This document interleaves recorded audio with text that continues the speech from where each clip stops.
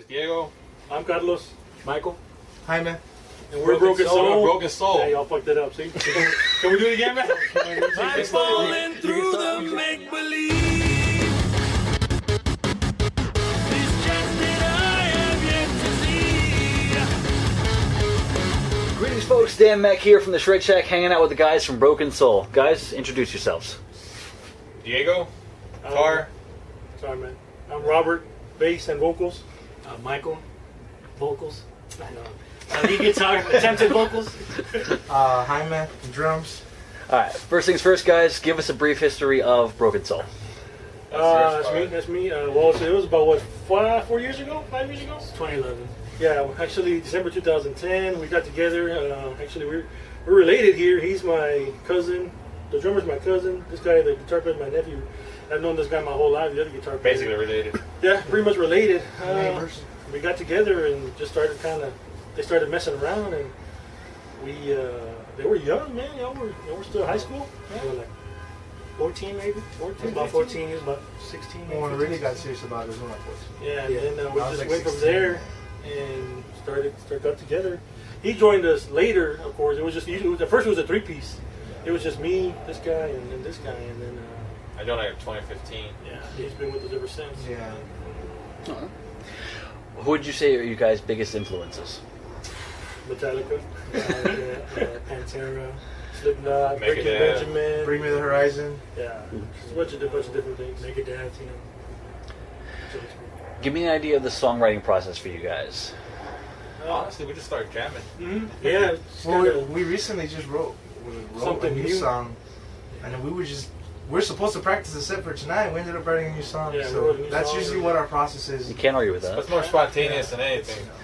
that's how we feel it. It's just a spontaneous thing. We write it's the music first, and then I'll sit down and write the vocals with these guys. Give them an idea, like, hey, what do you guys think? Or they'll throw me some ideas, and then I'll start writing vocals and throw it all in there. It's Mold kind it- of just mold it from overall, there, everybody kind of has their input. Yeah, everybody has their input. Yeah. So Like somebody just come up with like a guitar thing, and then you just kind of Yeah. creep in a little Actually, bit. we try to like put our own riffs on it, but it never works that way for some reason. Yeah, it's it's better like just in the moment. Just Yeah. kinda- Mm-hmm. yeah, because like if we sit there and tell ourselves, hey, we're gonna write new music, It's not it gonna doesn't come out as good as whenever like Diego plays a riff and then I'm ending up following it with some. But we drums. do keep like the little riffs and stuff that they end up using. Yeah, We'll be like, hey, we'll take that and throw it in there somewhere, and then we'll chop it up. We piece songs together. Yeah. We piece them together.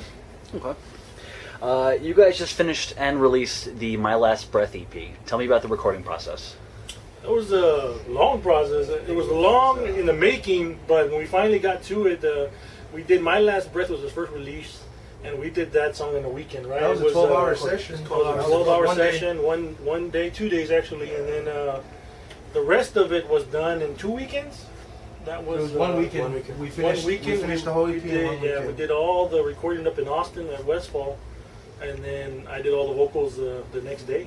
So it was a 2 weekend process. That was a test of our knowledge. The Yeah. studio, because the producer changed up a lot of our music. Yeah, yeah, that's true. He really gave us a direction, so it was kind of hard to relearn all the songs and get it done in a day, especially with me with the drums. I had to do it all in one day. So it was 90 kinda- something takes on like It a was, 5-second clip for yeah. this guy. I had to get it down good. So Don't worry, I wasn't far behind. yeah, I know, but it was fun. It was real. It's a good experience. Yeah, my brother Chris, who unfortunately couldn't be here, he listened to the EP and he was like, "Hey, listen, on the title track, is there that skip in the beginning?" I was like, "Yeah, that's intentional. Just relax, relax, it's fine." Yeah, that wasn't originally. Actually, That wasn't original. He was like, "Here, check this out." And we're like, "Fuck yeah, leave it in there." Yeah, because I'm used to hearing it live, and then I hear that part on the album or the EP, and I'm like, It We sticks can't, out. we it can't do sticks that out, live, yeah. unfortunately. Yeah. We want to, We'll but we figure out a can't. way to do it eventually. Eventually, yeah. We'll do it. so you're saying the recording took place roughly about like 2 weeks or so, like because The studio time, yeah. Yes. The studio time was about 2 weeks recording. Okay. Because my brother had a bunch of questions because he went to school for recording, so he's got that kind of Yeah. he had a couple of questions for you guys. So Yes, how long the recording took. Did you guys record separately, or did you all record together live in the studio? I know you said you recorded vocals later on. Yeah, it was the music first. And we did pre-pro, like pre-production all together. Mm-hmm. And then after that, it was individual parts. Drums went first, and then it was actually our choice. I would lay down my scratch guitar. There you go. And then I followed his scratch guitar for the whole recording of the drums. And then after that, drums did it. Well, it was scratch. We did some scratch drums, scratch bass. We did a lot of. It's basically set the foundation up. Yeah, set the foundation up, and then after that, we did the changes that were laid down the actual tracks that we needed to. Yeah. Right on. Also, I'm pretty sure the last time we saw you guys, you played a track that wasn't on the EP. Was there a reason why it wasn't included? Was there like a certain mindset to what you picked for the EP? There was there's 2 songs or 2 or 3 songs that we had that we didn't put on there, and that was because we've been playing these songs for like 4 years now, and Shattered was our newest one, and then it was kind of like just thrown in there, and we're like, well, let's give the people something new that they hadn't heard, over and over, something different, and so that ended up being on the EP. But it was originally going to be Fallen or Faith. I mean, Fallen or The End.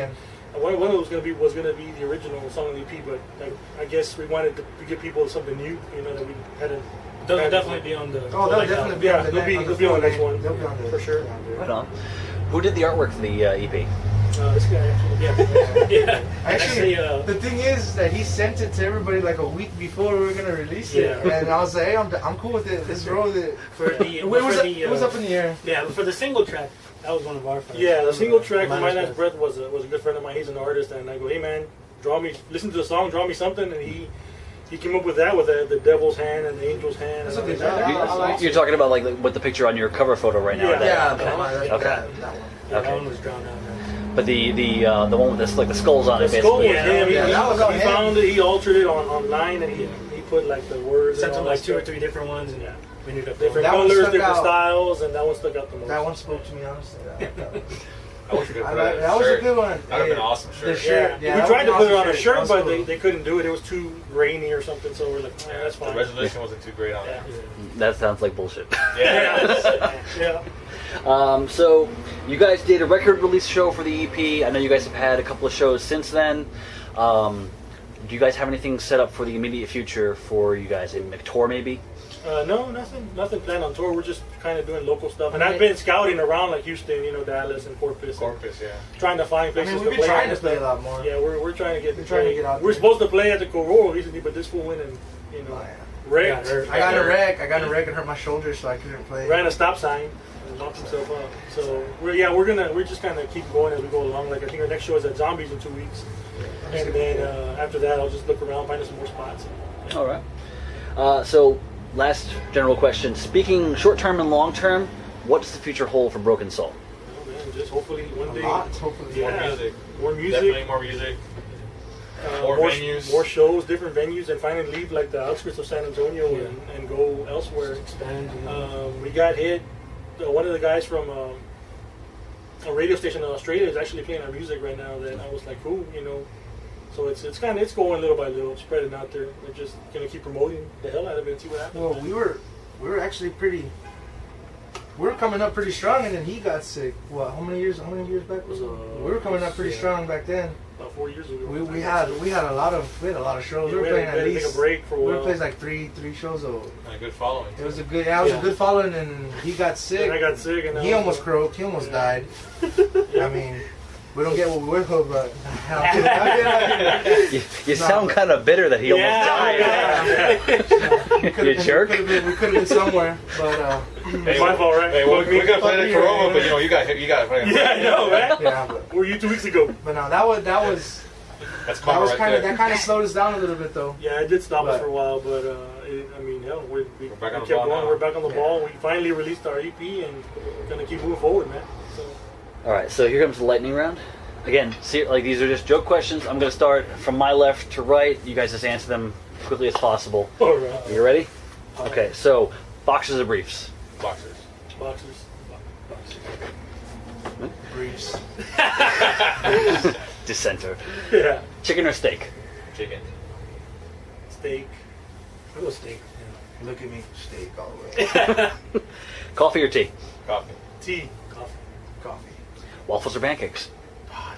both so good. I don't know. Waffles. I can't decide. Waffles are really good. Pancakes all the way. Cocaine and waffles. Cocaine and waffles. I can't believe it. Elvis Presley or the Beatles? Ooh. I say the Beatles. Elvis for me. Elvis. Oh, the Beatles.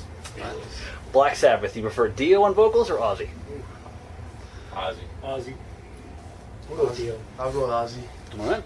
Who would win an arm wrestling match, Lemmy or God? Lemmy is God. Thank you. Very much. I don't think we have to answer that one. Yeah, The rest of us don't have to answer that one. You're right. You don't, because it's a trick question. Trick question. And a lot of folks don't get it. Yeah, Lemmy is God. That's right. According to Meatloaf, he would do anything for love, but he won't do that. What won't you do for love? What I will do for love? Like, was it what would you do or what won't you do? What won't you do for love? How explicit are we trying to get? Stop playing music. I won't stop playing music. Stop playing music. Yeah. For sure. I'll drop somebody if they tell me to stop playing music. I Yeah, never. I I won't- I never. don't know. Yeah, music's gonna be like, you know what, you either get in the ball with me or Yeah, Get off. you know. Right on. We've had some rocky relationships because of music. Or if somebody writes a particular song Yeah. and Sum up Metallica's last 15 years in 3 words or less. Fucking badass. epic. high, low, high. I say just steady, you know. Steady. Yeah. It's a good career. Yeah. All right, last question. If your band were stranded on a desert island, who would be eaten first? This guy. Yeah. Hey, man. Just playing a And go it's not around. like it's not because we kill him. He's probably down his own, and then we just come- fucking moron. That's That's what they eat. Asshole, dude. Now, if it was zombie apocalypse, who would die first? No, I would not die first in the zombie apocalypse. You would. Hey, zombie apocalypse. I don't know. Somebody's knees getting fucking hit with a bat. I'm How I- not. You pull How out I your can zombie escape. apocalypse rulebook and then fucking fall. Nah, and die. I wouldn't. See, Next question. normally the bass player is the one to go, but Yeah, not this time. that's a big man right there. He might fuck you up. He's pretty old, so I don't He know. falls pretty quick. Trust me. It's kind of even though because we're both tall. Yeah. You know, they could just go for the legs and we're done. Yeah. All I know is me and Mike will be the faster runners. Yeah. We'll take off.